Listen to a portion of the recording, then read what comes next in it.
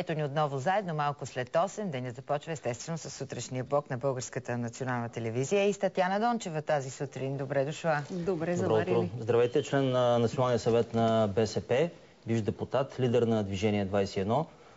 Човек с анализ, експертиза, с позиция по това, което се случва в страната в тези сложни времена. Така да се изразя. Госпожо Дончева, фактът, че между другото този разговор е часове преди ресорната парламентарна комисия да изслуша двамата кандидати за шеф на ДАНС, Недялко Недялков и Владимир Писанчев. Това нещо, знаем всичко, което се случи на улиците, че се отключи от назначаването на Делян Пеевски за шеф на ДАНС. Може ли да се, това нещо, което се случва сега, може ли да се смята като някакъв успех на гражданското общество? Фактът, че ще има изслушване, ще има двама кандидати, няма да има шефа на една парламентарна група, който да каже гласувайте за този ден, че пада правителството. Или това е просто пак кукловодите са променили малко сценария, усложнили се сюжетната линия. Точно така. Така ли? Защо? Да. И защото е така. Защото трябва да познавате кандидатите. Или да извадите някой, който не познавате, за да разберете, че правителството и двете политически партии, които го крепят, се страхуват от нов скандал. Снижили са критерия, по който трябва да назначат шеф на ДАНС. Той им е обещал определени неща, които да станат. Но това с нищо няма да промени нещата в ДАНС. И хубаво, добре, но това е много логично нещо. Аз пък имам една мечта. Да спрете да ме питате за ДАНС и служби за сигурност и да започне да ме питате за култура. За култура? Защото бих желала да се профилирам в културата от тук нататък, а не в МВР-та, служби за сигурност и ДАНСове и подобни. Няма лошо, да трябва да е малко по-спокойна ситуацията. Да, и трябва да сме на запад от линията Петербург-Триест, защото там може повече да си говорим за култура, защо? Повече за... Повече така върви разговора около... Тук има много културни дадености и аз смятам, че те трябва да се представят по друг начин. След месец и нещо на един културен протест, с много културни прояви в рамките на този протест, вълнение в страната и парламент, който отсъства опозицията. Как ги виждате нещата? Предсрочни избори, нов кабинет в рамките на този парламент, успокояване и продължаване на работата на това правителство? Това правителство отбеляза един своеобразен връх в постигане на задкулисни зависимости. Бих искала да коригирам нещо, което каза преди малко колегата Кунева. Задкулисието не се изразява в това, че БСП се сменяло маските от ляво в дясно. Задкулисието се изразява в това да дадеш политическите решения в ръцете на хората, които нито са избрани, нито са назначени, за да ги взимат. Това са обикновено хората, които вдигат и свалят правителствата. Те никога не са ясни за широката общественост, за гражданското общество, което ходи да гласува. И даже за онова, което не ходи. Риска от тези решения е, че изборите и административните назначения, които са обществено известни, нямат никакво значение за взимане на решенията. Даже и хората не знаят за какво са сложени хората, които всъщност вземат решенията. Какви бизнес решения да направят, какви сделки да сключат, какви неща да постигнат.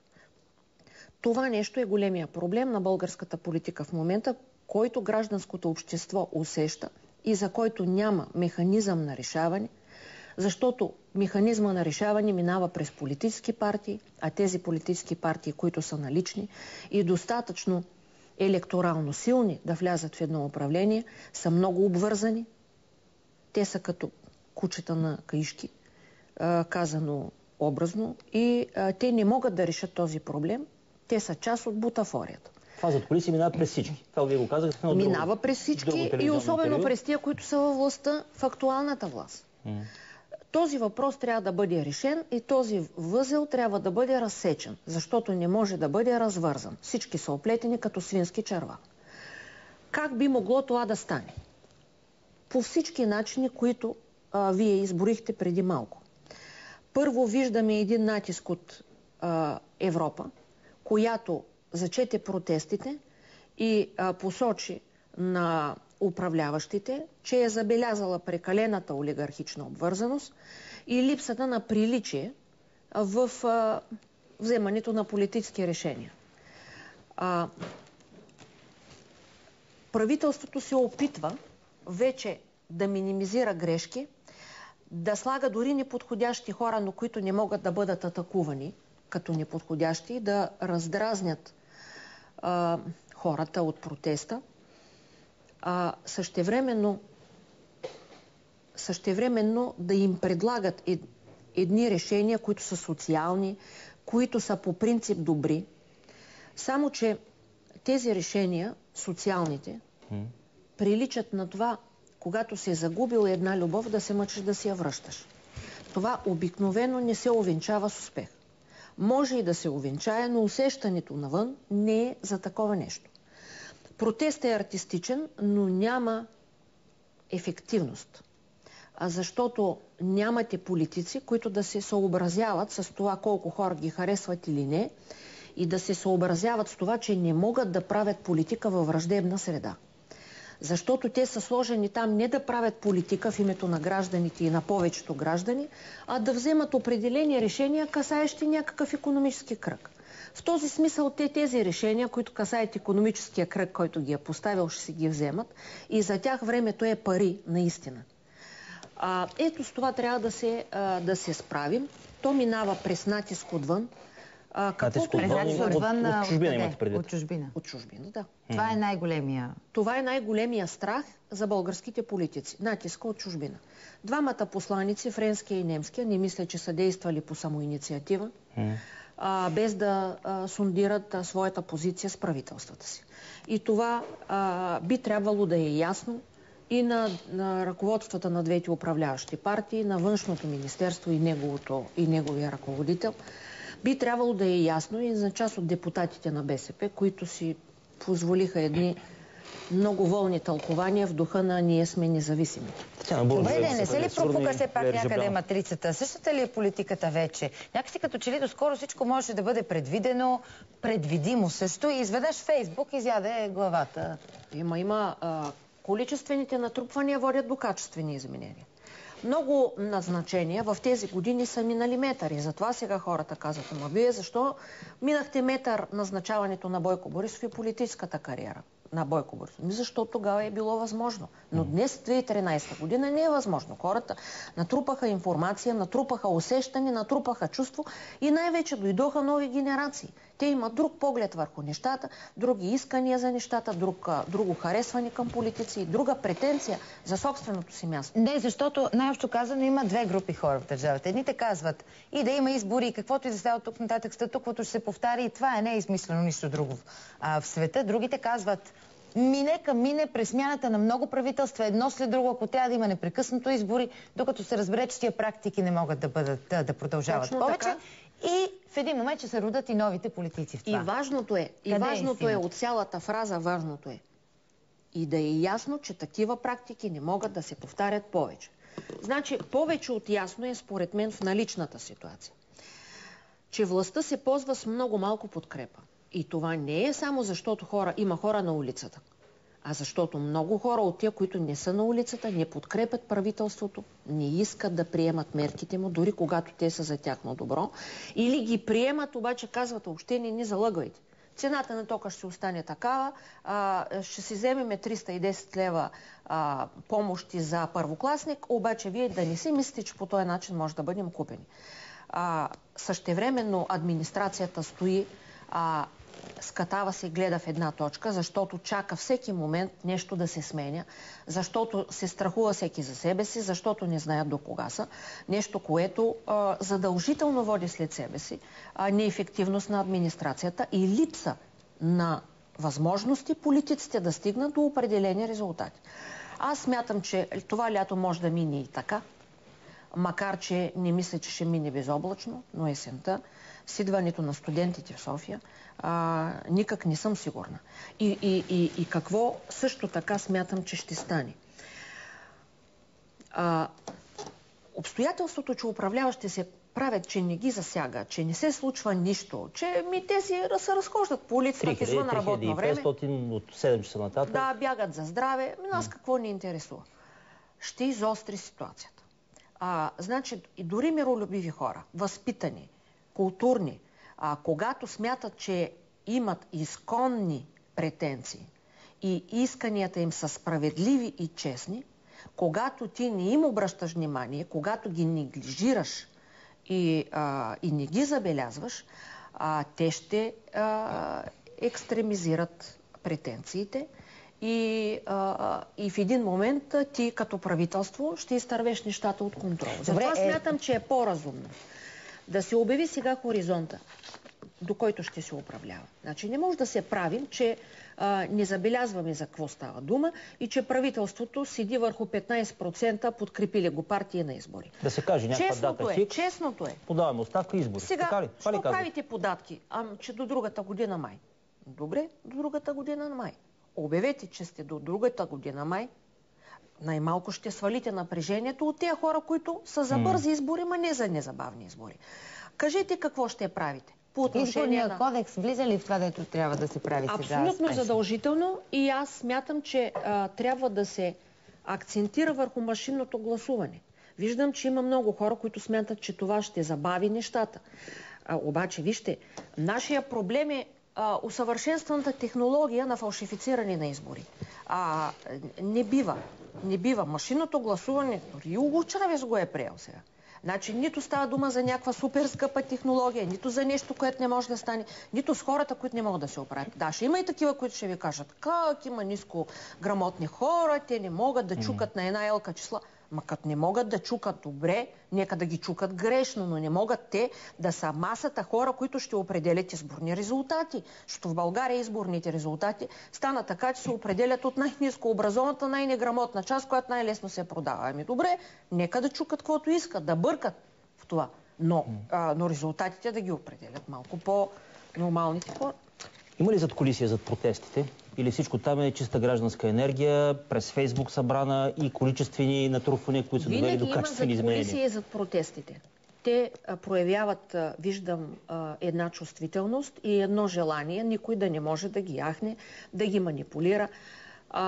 Поначало, вие ако организирате протести, ще трябва да използвате и ресурс, който е организационен и който винаги някой трябва да ви даде. Това задкулисие същото ли? Или да ви плати. Това не е задължително същото задкулисие. Защото в момента тези, които управляват, те са си осигурили кой да им взема решения. Ако бяха недоволни от властта, те щяха да речем да плащат. Или да пратят на протестите и някакви свои хора. Мисълта ми, няма ли да сменим едно задкулисие с друго? Това е риска. И за това трябва да има...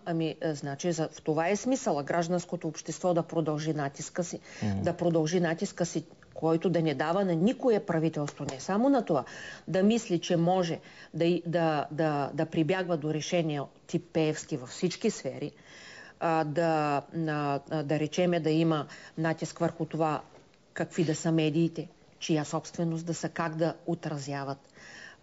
Да е ясно, че гражданското общество няма да купува вестници, ако те не отразяват обективно неща. И ще ги принуди икономически да отстъпят. Да е ясно, че след като европейските посланници и Европейската комисия почват да дават знаци, те ще прибягнат и до други мерки, които няма да се споделят с нас, като например спиране на пари и други средства, които в малко по-продължителен времеви хоризонт да обяснят на правителството, че то не може да се съобразява, да не се съобразява с това, което се случва. Виждате, че Хане Свобода в личния си блок е казал, една власт не може да се държи на всяка цена. Това означава, че ангажирането на европейската левица с правителството е също под сериозно условие. Също така, употребата на изборите като начин да си уредим живота трябва да бъде осъзнат от една по-голяма част от обществото като важно средство, като средство, което не може да се пропуска. Аз все пак смятам, че след като хората са готови да се ангажират един месец с присъствие на протести, много по-леко ще бъдат готови да се ангажират 10 минути, за да отидат да гласуват. И то да гласуват за правилни хора. Значи, задачата пък на другите е да организират... Вижте, във Варна пак бяха изправени пред това да няма за кой да гласуват. Аз чак в края на изборите разбрах, че Христо Бозов бил част от екипа на Кирил Йорданов и се учудих с кой е къл ръководството на левицата във Варна, не е съобразил, че след като има негативно настроение срещу Кирил Йорданов и то излиза извън приличието, то ще се пренесе и върху екипа му. И кандидата, който левицата, за който мислеше да застане, стана министър на образованието. Ама, моля ви се, те се правиха хватки. Да видим сега обаче, защото това е много важно, което казвате. Сега тая енергия, цялата обществена, гражданска, която виждаме, тя по-скоро ще запълни нишата вдясно или нишата вляво, защото две такива ниши са се отворили, твърдят социолозите, и има място. Значи има място за нова левица. Има място за ниша вляво и за ниша вдясно. Нишата в дясно, след като слезе под чертата, започна да прави нови организационни упражнения. Аз не знам дали те ще бъдат успешни, но виждам в хората, които оглавяват тъй наречената реформаторска десница, тъй наречената, да не го ослагаме, защото има ироничен привкус. Значи, реформаторската десница има нови генерации на 35 годишните хора. Моето поколение е доста по-напред с възрастта. Нека тези 35 годишни хора да се опитат да запълнят вакуума, да го формулират по друг начин. Те ще бъдат по-близки до хората от протестите. В нишата в ляво се обуславя от обстоятелството, че ситуацията на зависимост на ръководството на БСП е нетърпима, а същевременно няма механизми за смяната. И аз смятам, че Сергей Станишев няма да подаде оставка дори до година, дори при никакъв резултат на евроизбори. Общо взето там нещата ще се движат както при Костов. И не си струва да бъдат похабени още генерации на 30-35 годишни хора в чакане някой да се сети, че левицата ще бъде изтласкана настрани и маргинализирана. Те в момента стоят формално единни, но... Тоест трябва нова левица. Нов политически субект вляво. Нов политически субект. А вие защо стоите в БСП? Защо стоите на позител? Защо не работите за този нов? Въпросът ви е много правилен и много логичен и мисля, че сме започнали да работим върху нещо, което да приключи отношенията ни с Позитано по един цивилизован и възпитан начин, без да има обидени, но същевременно и да се погрижим за представителството на тази част от левицата, която не желае да бъде обвързана с олигархия и не желае да бъде наричана обслужващ олигархичен персонал. Това звучи много интересно. Какво ще представлява то? До септември-октомври. Септември-октомври тогава? Трябва да са извършени организационните упражнения, за да покажат субекта. С идеята за няколко месеца да може да набере и скорости, да е ясен като физиономия регионално. Това ще е около Движение 21 или съвсем различно? Около Движение 21, защото Движение 21 позволява това да се направи. То няма регистрация на политическа партия. А как ще се казва партията и как ще тангира с движението, няма. Мисля да водим спорове в патентното ведомство за имена. Нямате претенции към това? Не, това е въпросът да стане първо ясно, че изхода за левицата минава само през две възможни решения. Едното решение е смяна на ръководството на БСП. Другото решение е създаването на нов субект. Смяна на ръководството на БСП смятам, че е невъзможна. Не защото не сме опитвали. Аз мисля, че съм дала доказателства във връзка и с въпроса ви. Защо стоите още в БСП? Има много среди на левицата, които много искат промяната да настъпи вътре в партията. И аз мисля, че им дължахме като хора, които все пак проистичат от левицата.